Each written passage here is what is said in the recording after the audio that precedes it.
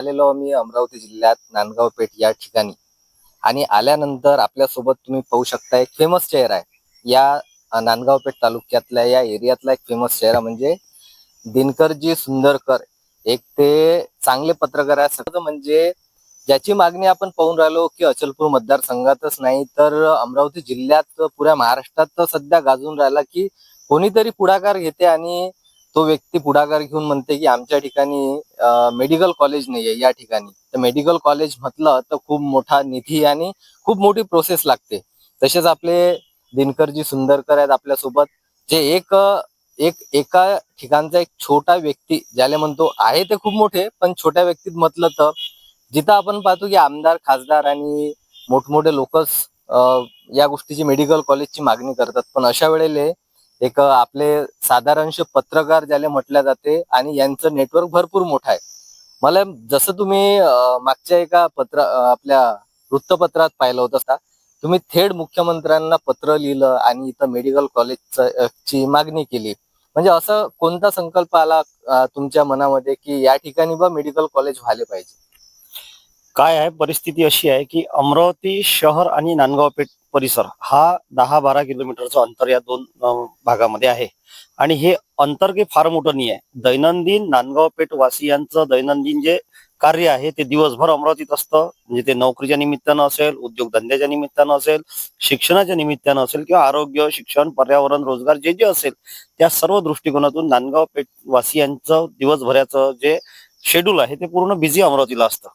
आणि नांदगाव पेठची जर परिस्थिती पाहिली आपण तर इथं पंचतारांकित MIDC आणि PM मित्रा जो केंद्र सरकारचा प्रोजेक्ट आहे, जो माननीय नरेंद्रजी मोदी यांच्या संकल्पनेतला जो प्रोजेक्ट आहे तो नांदगाव पेठ मध्ये होणार आहे. आणि त्या दृष्टीनं नांदगाव पेठची लोकसंख्या, नांदगाव पेठचा भौतिक विस्तार, आर्थिक विस्तार या सर्व गोष्टीचा जर आपण एकंदरीत विचार केला तर नांदगाव पेठला वैद्यकीय महाविद्यालय असणे काळाची गरज आहे असं मला वाटते. त्यामागची पार्श्वभूमी अशी आहे की काही लोकांची, वेगवेगळ्या नेत्यांची मागणी त्यांच्या त्यांच्या भागात आहे. त्यांची मागणी काही चुकीची नाही, त्यांची मागणी बरोबर आहे. परंतु त्यामध्ये माझ्यासारख्या सामान्य माणसाची आणि ती जे सुविधा उपलब्ध होणार आहे हे सामान्य जनतेसाठीच ते सुविधा उपलब्ध होणार आहे.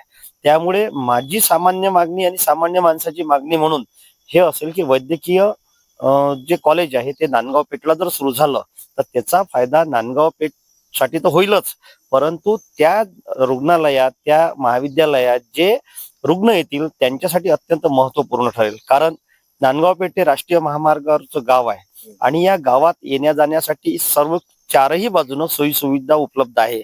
म्हणजे रुग्णांना जर म्हटलं की तात्काळ अर्ध्या तासात अमरावतीवरून किंवा कुठूनही येतो म्हटलं तर हे सेंटर पॉईंट अमरावती जिल्ह्यासाठी असू शकते.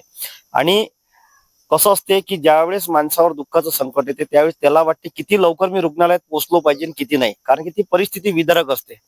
आणि अशा वेळेस जर हे रुग्णालय किंवा हे महाविद्यालय जर शहरापासून 10-12 किलोमीटर किंवा त्याहीपेक्षा जास्त अंतरावर असेल तर ते रुग्णांची हेळसांड होईल. म्हणून माझं असं प्रामाणिक मत होतं की हे रुग्णालय, वैद्यकीय महाविद्यालय नांदगाव पेठच्या परिसरात झाल्यास नांदगाव पेठच्या परिसरातील व जिल्ह्यातील लोकांना याचा खूप मोठा फायदा होईल. बरोबर. असं माझं. तुमची मागणी एकदम व्यवस्थित आहे, कारण की तुम्ही भविष्याचा विचार करताय.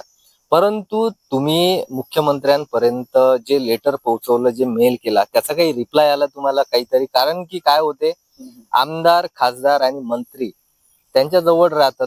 बरोबर. सर्वात आधी त्यांचं ऐकल्या जाते, पण तुम्ही एक त्यांना मेल आणि पत्र पाठवलं, त्याचा काही रिप्लाय आला की फक्त सध्या आपण मेल आणि पत्रच पाठवलेलं आहे? अगदी बरोबर तुमचा प्रश्न आहे. आणि मी या संदर्भात आपल्या महाराष्ट्र राज्याचे मुख्यमंत्री माननीय देवेंद्रजी फडणवीस साहेब यांना एक मेल केला आणि त्या मेलमध्ये सांगितलं की नांदगाव पेठला या महाविद्यालयाची गरज कशी आहे. त्यानंतर त्या मंत्रालयाकडनं मला तात्काळ एक रिप्लाय आला की हे तुमचं जे मेल आहे आम्हाला प्राप्त झाला आणि या संबंधित कारवाईसाठी तो वैद्यकीय शिक्षण विभागाकडे ते फॉरवर्ड करण्यात आलं म्हणून असा मेलचा रिप्लाय आला.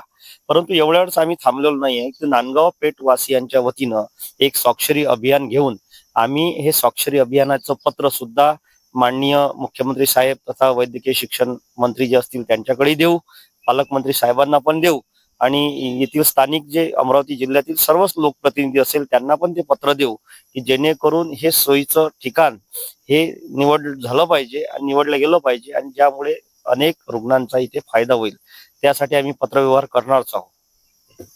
म्हणजे जवळपास तुमची जी मागणी आहे हे जोर पकडत आपल्याला दिसून येत आहे. काय होते की एक पत्रकाराची भूमिका किंवा एका गावातला जर की एखादा व्यक्ती आहे, साधारण व्यक्ती आहे, जिच्या अंगातले कपडे साधारणशे राहतात. मोठमोठे नेते पाहतो आपण, आमदार येतात, आमदारांना आपण एक साधारण व्यक्तीच त्यांना निवेदन किंवा हा विषय समजून सांगतो आणि त्यानंतर ते मंत्रालयात जाऊन त्याची पूर्ण पाठपुरावा करून ते मागणी करतात. अशा ठिकाणी पाहतो आपण की नांदगाव पेठ या ठिकाणी एक दिनकरजी सुंदरकर जे आहेत, यांनी खूप चांगला प्रस्ताव हा मुख्यमंत्र्यांकडे मांडलेला आहे आणि यांच्या मागणीला पूर्तता यावी अशीच मी आपल्या मराठी 24 तास तर्फे मागणी सुद्धा करतो आणि तुमच्या पुढच्या कार्याला माझ्याकडून खूप खूप शुभेच्छा. धन्यवाद. परतवाड्यावरून नांदगाव पेठ गाठणे आणि नांदगाव पेठ मध्ये माझ्यासारख्या सामान्य कार्यकर्त्याची मुलाखत घेणे आणि ते आपल्या 24 तास मराठी या लोकप्रिय मराठी वृत्तवाहिनीवर प्रसिद्ध करणे हे अत्यंत अभिनंदनीय बाब आहे. आणि या मागणीत मी एक सामान्य कार्यकर्ता आहो. आमच्याकडे काही पैसा अदला नाही आहे, कारण की आम्ही काही मंत्रालयापर्यंत पोहोचू नाही पोहोचू याची काही गॅरंटी, कारण की सकाळी काय कमाई केलेली संध्याकाळपर्यंत आम्हाला ते सर्व जेवाची सोय लावला की अशी परिस्थिती आमची आहे. त्याच्यामुळे आम्ही सामान्य कार्यकर्ते काय कागद काळे करू शकतो. आता इथून जर मुंबईत जातो म्हटलं तर आमची ते व्यवस्था नसते. आम्हाला ते कागदोपत्रीच काळे करणे आहे आणि या कागदोपत्री काळे केल्यानंतर काय यश मिळतं हे सर्वांना दिसेलच, परंतु आमचा प्रयत्न शेवटच्या श्वासापर्यंत चालू असेल. मेडिकल कॉलेज नांदगाव पेठला व्हावं हीच आमची नांदगाव पेठ वासियांची इच्छा आहे. त्यामुळे या लढ्यात आमच्या गावातील सर्व लोक आमच्या सोबत आहे. आम्ही हा लढा नक्कीच लढू. धन्यवाद. नक्कीच सन्मान्य मुख्यमंत्री साहेब देवेंद्रजी फडणवीस एका छोट्या कार्यकर्त्याला आपल्या माध्यमातून जर पाहत असतील तर ते नक्कीच तुमचं कार्य हे पुढे करतील आणि मेडिकल कॉलेज नांदगाव पेठ या ठिकाणी नक्की उभारल्या जाईल. पाहत रहा मराठी 24 तास. मी भूषणराव.